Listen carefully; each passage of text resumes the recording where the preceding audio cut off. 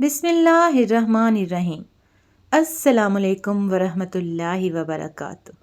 اس واقعے میں سلطان صلاح الدین ایوبی کی زندگی پر ایک بہت بڑا بدکاری کا داغ لگنے کے بارے میں آپ کو آگاہ کیا جائے گا۔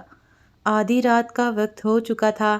صلاح الدین ایوبی جو کہ مستقبل کا سلطان تھا، اس پر ایک شاریہ نامی لڑکی نے بدکاری کا الزام لگا دیا تھا۔ قاضی ابن ارسون جو کہ سلطان صلاح الدین ایوبی کا استاد بھی تھا، صبح اس مقدمے کو سننے والا تھا۔ یہ الزام ایک عام انسان پر نہیں بلکہ ایک باصلاحیت اور باکردار انسان نجم الدین ایوب کے بیٹے سلطان صلاح الدین ایوبی رحمۃ اللہ علیہ پر ایک لڑکی نے لگایا تھا۔ قاضی ابن ارسون بہت پریشان تھا کہ اگر میرے شاگرد پر لگایا گیا الزام سچ ثابت ہو گیا تو میری ساری زندگی کی تعلیم اور دی گئی تربیت پر پانی پھر جائے گا۔ قاضی نے وضو کیا اور جائے نماز پر اللہ کے حضور سجدے میں گر گیا اور دعا کرنے لگا، اے میرے مالک، تیرے باکردار اور نیک بندے پر مشکل وقت آ پڑا ہے، تو اس کی اپنی غیبی مدد فرما اور اس کی عزت کی حفاظت فرما۔ بے شک تو ہی عزت دینے والا اور تو ہی ذلت دینے والا ہے۔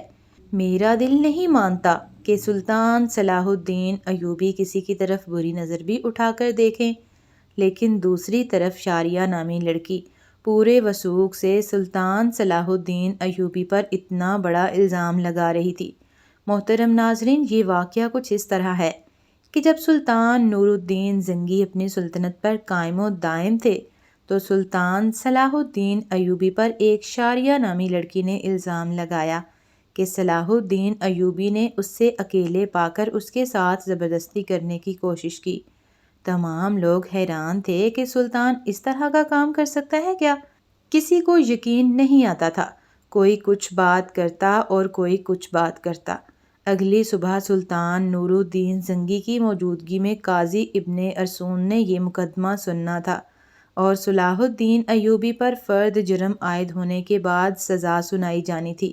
صلاح الدین ایوبی رات کو ساری رات بخار میں تڑپتا رہا اور اللہ سے دعا کرتا رہا، اے میرے مالک، تو ہی میری مدد فرما، تو ہی بہتر جانتا ہے، تو ہی سب سے سچا ہے، بے شک میری مدد کرنے والا صرف تو ہی ہے۔ صبح کا وقت ہوا۔ سلطان صلاح الدین ایوبی کا بخار بہت زیادہ تھا۔ صلاح الدین نے وضو کیا اور نماز کے لیے کھڑے ہو گئے۔ نماز ختم کرنے کے بعد اللہ کے حضور سجدے میں گر کر دعا مانگی اور کہا، اے میرے مالک، تو ہی میری عزت رکھنا۔ وہ دن نجم الدین ایوب خاندان کے لیے بہت ہی عجیب دن تھا۔ لوگ بڑی بے تابی سے اس لمحے کا انتظار کر رہے تھے کہ جب سلطان نور الدین زنگی کی موجودگی میں قاضی ابن ارسون اس مقدمے کو سنیں گے اور سلطان صلاح الدین ایوبی کے ساتھ کیا ہونے والا ہے، کیونکہ اس وقت بھی کچھ لوگ نور الدین زنگی کے خلاف تھے جبکہ کچھ لوگ نور الدین زنگی کے ساتھ تھے۔ اس لیے لوگوں کے ذہن میں مختلف سوالات تھے۔ سورج طلوع ہو چکا تھا۔ سلطان نور الدین زنگی اپنے دربار میں آ چکا تھا اور اس کے بائیں جانب قاضی ابن ارسون کا تخت تھا اور نیچے صلاح الدین ایوبی ہاتھ باندھے کھڑے تھا۔ تھوڑی دیر کے بعد قاضی نے فرد جرم پڑھ کر سنایا اور فرد جرم پڑھنے کے بعد قاضی سلطان صلاح الدین ایوبی سے مخاطب ہوا اور کہا کہ تمہیں اپنی صفائی میں بولنے کا پورا حق ہے۔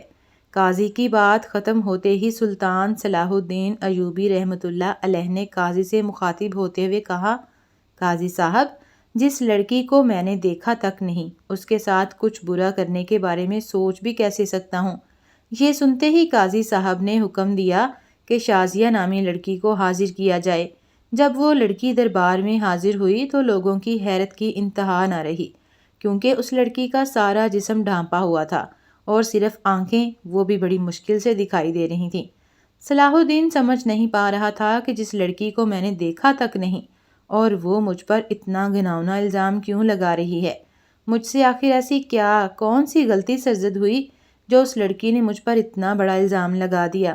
قاضی ارسون شازیہ نامی لڑکی سے مخاطب ہوا اور پوچھا، بتلاؤ، صلاح الدین ایوبی نے تمہارے ساتھ کیا کیا؟ تو اس لڑکی نے کہا کہ میں اپنا بیان پہلے دے چکی ہوں، مزید ایسی باتیں کر کے میں اپنی مزید عزت خوار نہیں کروا سکتی۔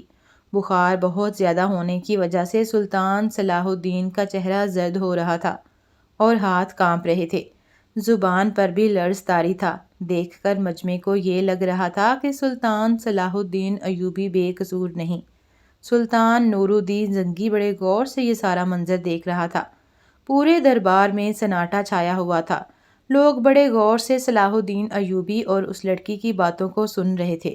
سلطان صلاح الدین ایوبی نے اس لڑکی سے کہا، کیا تمہیں اپنے رب سے ڈر نہیں لگتا کہ تم ایک بے قصور انسان پر اتنا بڑا الزام لگا رہی ہو؟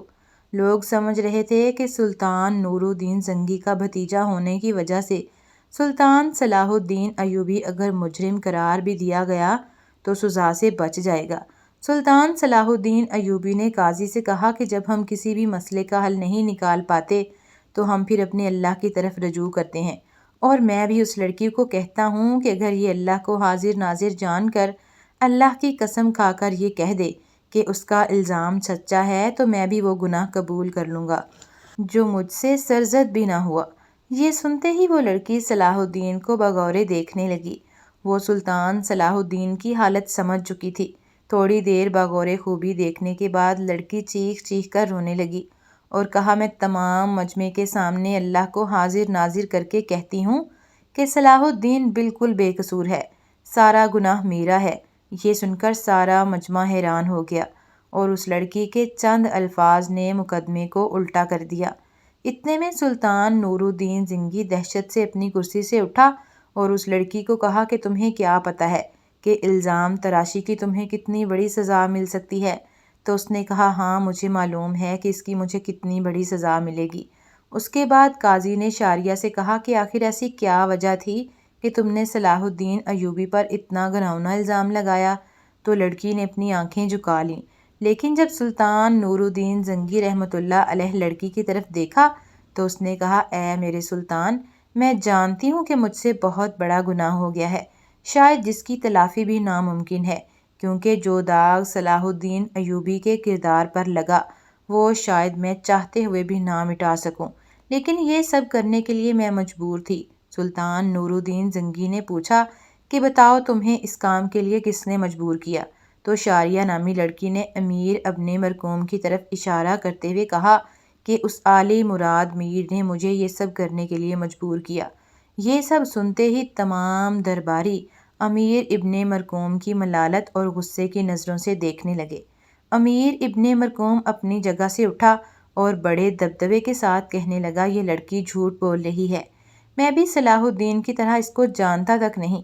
نور الدین زنگی نے کہا کہ کل معلوم ہو جائے گا کہ کون بے گناہ ہے اور کون گناہ گار۔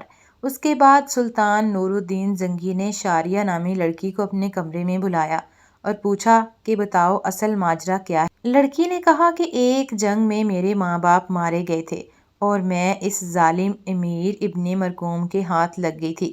یہ مجھ پر بے حد انتہا ظلم کرتا تھا، بے حد تشدد کرتا تھا، اور شاہی کنیز کے جانچ کرنے کے بعد اس لڑکی کی پیٹھ پر کوڑوں کے نشان بھی دکھائی دیے گئے، اور ادھر سلطان نور الدین زنگی کے خاص جاسوسوں نے شاریہ اور امیر ابن مرقوم کے بارے میں ساری معلومات اکٹھی کر لی اور ان کے آپس کے تعلقات کو سلطان کے سامنے بے نقاب کر دیا۔ یہ دیکھ کر سلطان نے اگلے دن پورے مجمع کو ایک جگہ پر اکٹھا ہونے کی دعوت دی۔ یہ دعوت اس لیے تھی کہ قاضی ابن مرقوم کی سزا لوگوں کے سامنے دکھا سکیں۔ تمام لوگ بڑی بڑی دور سے امیر ابن مرقوم کی حالت دیکھنے کے لیے آئے۔ جب اس کو میدان میں لایا گیا تو سخت زنجیروں میں جکڑا ہوا تھا۔ لوگ اس کو ملامت کی نظروں سے دیکھ رہے تھے۔ شریعت کے مطابق اسے کوڑے مارے گئے اور اس کے بعد سلطان نور الدین زنگی نے اس کی تمام جائیداد ضبط کر لی، اس سے شاہی عہدہ بھی لے لیا اور اس کی تمام جائیداد سلطان صلاح الدین ایوبی کو دینے کی دعوت کی۔ لیکن سلطان صلاح الدین ایوبی نے یہ کہتے ہوئے ٹھکرایا کہ میں کسی کا مال اپنے حصے میں رکھ کر غضب نہیں بننا چاہتا، اور اسی طرح سلطان صلاح الدین ایوبی کی اللہ تعالیٰ نے غیبی مدد کی اور اس کے وجود پر لگا یہ بدکاری کا داغ دودھ کی طرح دھل گیا۔ بے شک اللہ اپنے بندوں کی مدد فرماتا ہے۔ جو انسان گناہ بدکاری زنا سے بچتا ہے تو اللہ تعالیٰ اس کی مدد فرماتا ہے، اور اس کا کھلم کھلا واقعہ قرآن شریف میں موجود ہے، حضرت یوسف علیہ السلام کے حوالے سے۔ جب زلیخا نے حضرت یوسف علیہ السلام پر الزام لگایا، اسے بھڑکایا، اسے گمراہ کرنے کی کوشش کی، تو دروازے بند ہونے کے باوجود اللہ کی غیبی مدد آئی اور اللہ نے اسے سرخرو کیا۔ لیکن یہاں شرط صرف انسان کا اپنے رب پر بھروسہ اور اپنے ایمان پر پختگی ہونی چاہیے۔